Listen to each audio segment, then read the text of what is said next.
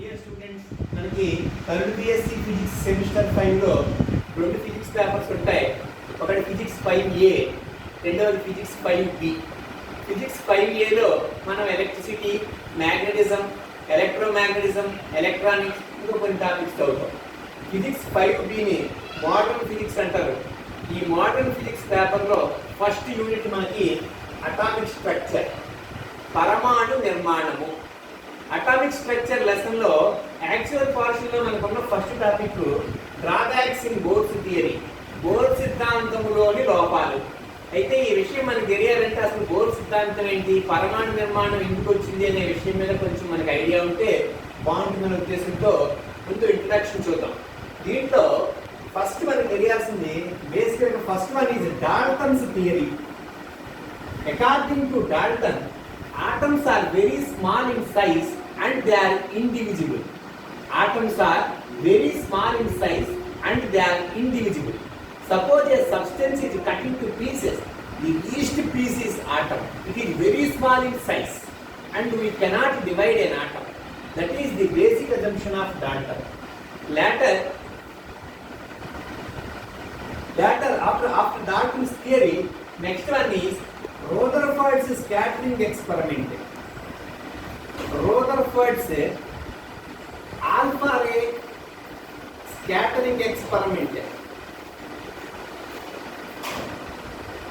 and discharge tube experiments.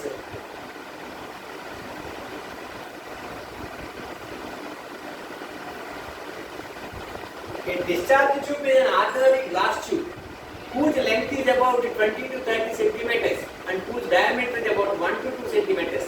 It consists of two metal plates termed as electrodes, cathode and anode. When a high potential difference is maintained between cathode and anode and very low pressure is maintained inside the discharge tube, then they found that certain invisible radiations are emitted. At the same time, at very low pressure, cathode emits invisible radiations which can be observed on zinc sulfide screen. Cathode rays are nothing but streams of negatively charged particles, they are electrons. Again, from Rutherford's alpha ray scattering experiment, most part of the atom is empty and its entire mass is concentrated in a very small region nearly at its center. It is termed as nucleus. By using these experiments, they came to a conclusion that atom consists of some fundamental particles and Dalton's assumption is wrong. Now, how electrons are arranged in an atom? That is the basic aspect. In order to explain that aspect, first model was proposed by Thomson. Thomson proposes that electrons are arranged in an atom such as seeds arranged in a watermelon. పుచ్చకాయలో గింజలు ఏ రకంగా అయితే ఉంటాయో పరమాణువు లోపల ఎలక్ట్రాన్లు ఆ రకంగా ఉంటాయి అని చెప్పారు. It's a failure model. Second one is Rutherford's model. According to Rutherford, electron revolves around the nucleus such as planets revolve around the sun in a circular orbit. Electrons revolve around the nucleus in a circular orbit such as planets revolve around the sun. Hence this model is termed as Rutherford's planetary model also. Main failure in this model is electron revolves around the nucleus and electron is a charged particle. Electron has got one unit negative charge. According to electromagnetic theory, when a charged particle moves in a closed path, it loses energy continuously. When electron loses energy continuously, it should come close to the nucleus and finally it falls into the nucleus. But atoms are most stable. Hence, in order again because of this failure, next model was introduced, that is Bohr's model.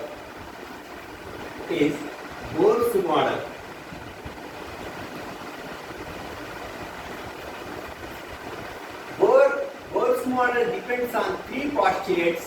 First postulate, electrons revolves around the nucleus in non-radiating stationary orbits. Electrons revolve around the nucleus in non-radiating stationary orbits. ఎలక్ట్రాన్లు కేంద్రకం చుట్టూ వృత్తాకార స్థిర కక్షలలో తిరుగుతాయి.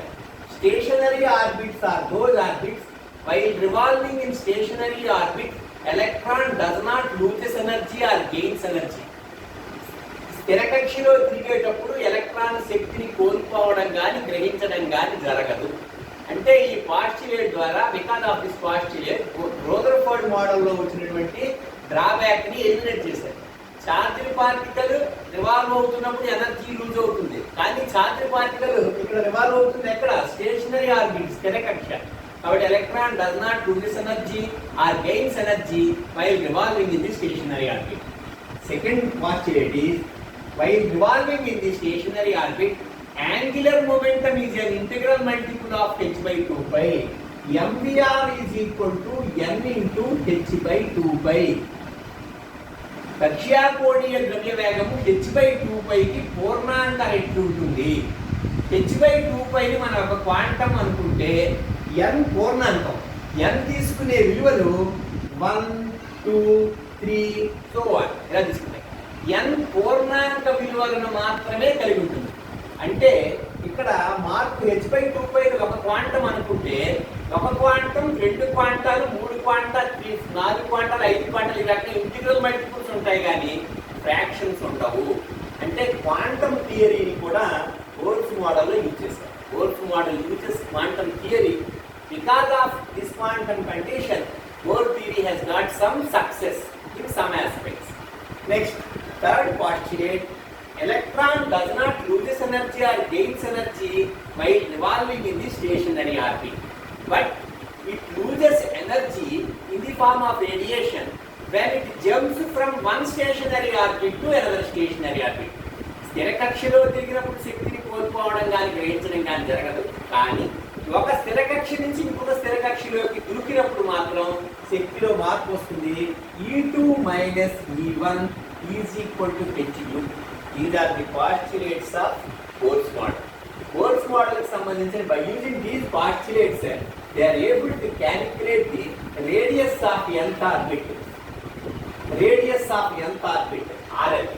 Energy of an electron in nth orbit En is equal to minus m e power 4 by 8 epsilon naught square n square h square. And again, by using these expressions, they arrived an expression for wave number, that is nu bar is equal to 1 by lambda is equal to capital R into 1 by n1 square minus 1 by n2 square. Here, capital R is termed as Rydberg's constant. n1 takes integral values and again n2 takes integral values. When n1 is equal to 1, when n1 is equal to 1, n2 is equal to 2, 3, 4, so on. That means when there are transitions from second level, third level, fourth level, so on, higher level to first level, the resultant series is termed as Lyman series. Lyman series lies in or exists in ultraviolet region. When n1 is equal to 2, n2 is equal to 3, 4, so on, resultant series is Balmer series. Balmer series exists in visible region, and hence the wavelength varies from 4000 angstrom units to 7000 angstrom units. And again, when n1 is equal to 3 and n2 is equal to 4, 5, so on, it is bracket series, Paschen series. n3 is equal to, it is Paschen series. And then when n1 is equal to 4, n2 is equal to 5, 6, so on, it is bracket series. And finally n1 is equal to 5, n2 is equal to 6, 7, so on, it is Punnett series. In that way, Bohr's theory successfully exploits the spectra of hydrogen atom by using Lyman series, Balmer series, Paschen series, bracket series and Punnett series. That is the success of Bohr's theory. Basically, the success of Bohr's theory is it is able to explain the structure of hydrogen spectral lines. Hydrogen spectral lines and hydrogen spectrum. Bohr's theory successfully exploits the hydrogen spectrum and hydrogen-like spectra also. Hydrogen-like spectra means Consider the case of helium, whose atomic number is 2. Here, 2 electrons revolves around the nucleus. Suppose it loses 1 electron, then it becomes He plus ion. It is nothing but same as hydrogen atom, because in a hydrogen atom also an electron revolves around the nucleus.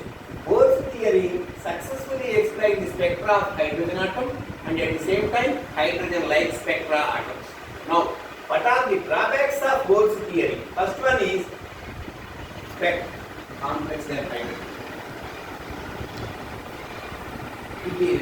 Bohr's theory successfully explained the hydrogen spectrum but unable to explain the spectra of complicated atoms, or when they are complicated compared to hydrogen. Next one is atomic spectrum and molecular spectrum. Basically, atomic spectrum is the characteristic of an element. It consists of lines. Bohr's theory, failure of Bohr's theory here is spectrum consists of lines, but different lines have different intensities. Some lines have got much intensity or more intensity, and some lines have less intensity. We can observe the same thing in our laboratory, that is by using a spectrometer. Suppose a spectrum is formed by using hydrogen lamp, then you can get lines from Vijaya, that is from violet, indigo, blue, green, yellow, orange, red. Definitely you can observe all the lines do not have same intensity. Different lines have different intensities. Sometimes some colors missing, that means their intensity is extremely small. Intensity of spectral lines is not same. Different lines have different intensities. That aspect cannot be explained by using Bohr's theory. Next one is, suppose if the spectrum is placed in an electric field or magnetic field, or effect of magnetic field or electric field is studied, then it is found that each line is a combination of 2 lines or 3 lines. That is termed as fine structure of spectral lines. Fine structure of spectral lines cannot be explained by using Bohr's theory. Next one is, Bohr's theory fails to explain the quantitative explanation of chemical bonding. Quantitative explanation of chemical bonding, that is రసాయనిక బంధానికి సంబంధించిన పరిమాణాత్మక విశ్లేషణ అని చెప్పలేకపోయింది. రసాయనిక బంధానికి సంబంధించి qualitative analysis, quantitative analysis, గుణాత్మక విశ్లేషణము, పరిమాణాత్మక విశ్లేషణము, పరిమాణాత్మక విశ్లేషణ అని చెప్పలేకపోయింది. Next, when a spectrum is placed in a magnetic field, each line is split into some components. That effect is termed as Zeeman effect. Similarly, when a spectrum is placed in an electric field, again each line is split into some components. That is termed as Stark effect. Bohr's theory fails to explain Zeeman effect as well as Stark effect. అంటే bores థియరీలో ఉన్న drawbacks చెప్పాలంటే మనం ఏం చెప్పాలంటే, it unable to explain the spectrum of complicated atoms, or when the atoms are complex when compared with hydrogen. And again, the intensity of lines varies from intensity of lines is not the same in a spectrum, and different lines have different intensities. That concept cannot be explained by using Bohr's theory. And again, splitting of spectral line into components is termed as fine structure. Fine structure of spectral lines cannot be explained by using Bohr's theory. Bohr's theory fails to explain the quantitative explanation of chemical bonding. It is unable to explain the concept of Zeeman effect and Stark effect. అంటే bore సిద్ధాంతం hydrogen వర్ణపటాన్ని వివరించగలిగింది కానీ, hydrogen లాంటి వర్ణపటాలను కూడా వివరించగలిగింది కానీ, సంక్లిష్ట hydrogen కంటే సంక్లిష్టమైన పరమాణువుల వర్ణపటాలని వివరించలేకపోయింది. Next, పరమాణు వర్ణపటం అనేటువంటిది మూలకము యొక్క అభిలక్షణం. పరమాణు వర్ణపటములో రేఖలు ఉంటాయి. అన్ని రేఖల యొక్క తీవ్రత సమానంగా ఉండదు. కొన్ని రేఖలకు ఎక్కువ ఉంటుంది, మరో కొన్ని రేఖలకు తక్కువ ఉంటుంది. మన వర్ణపటనాత్మకంతో ప్రయోగం చేసినప్పుడు హైడ్రోజన్ వర్ణపటం చూస్తే 7 రంగులు మనకి స్పష్టంగా కనిపించవు. కొన్ని కనిపిస్తాయి, కొన్ని కనిపించవు. కనిపించట్లేదు ఏదైనా ఒక పర్టికులర్ రంగు అంటే అర్థం దాని ఇంటెన్సిటీ అంత తక్కువ ఉందని అర్థం.